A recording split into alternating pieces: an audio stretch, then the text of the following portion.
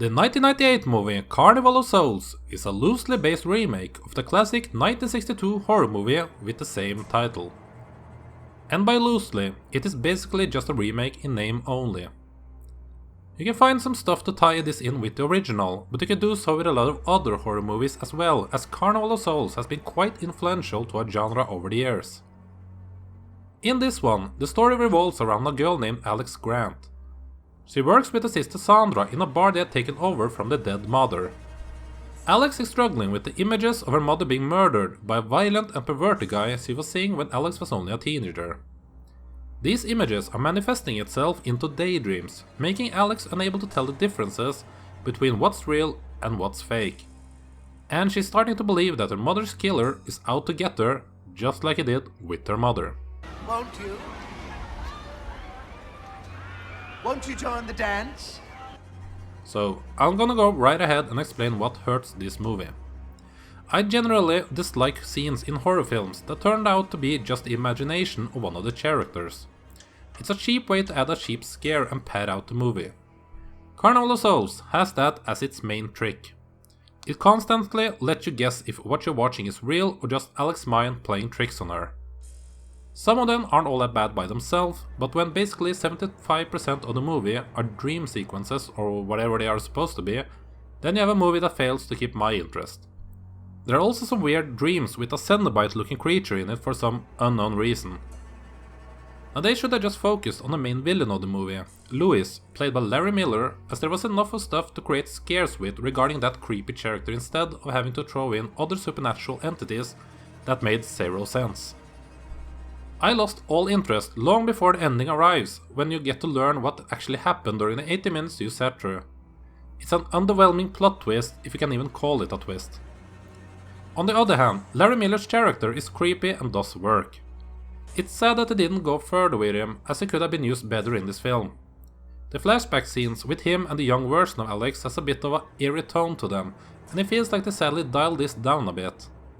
Putting in some pedophilia in a movie in the late 90s wouldn't exactly get the movie shown anywhere, so I'm guessing that it's a possible reason for why it was more hinted at than really explored here, as this was a period of time when even horror movies played it safe.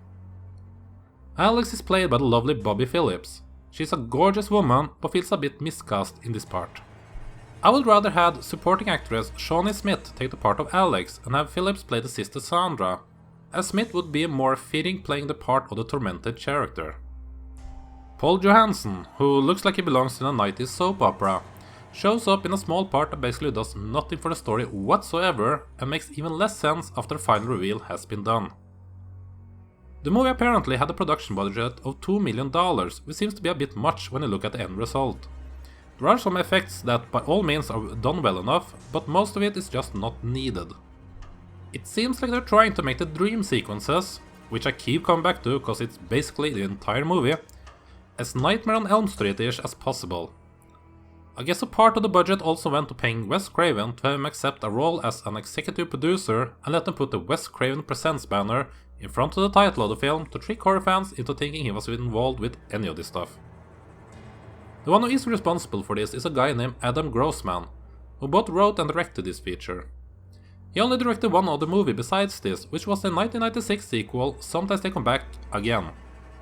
The third movie he was involved with was co-writing the third and final film in the Sometimes They Come Back franchise, if you can call it a franchise, with the 1999 movie Sometimes They Come Back for More. Judging his talents on Carnival of Souls alone, I'd say he was a better director than writer, but it's still not good enough to carry such a legendary title as Carnival of Souls. The film would actually have a small theatrical run before hitting video stores worldwide in 1998.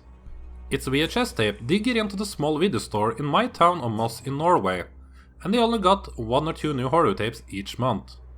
That does say something about the lack of quality horror films of the time, that even this one would get shown in cinemas and being released worldwide.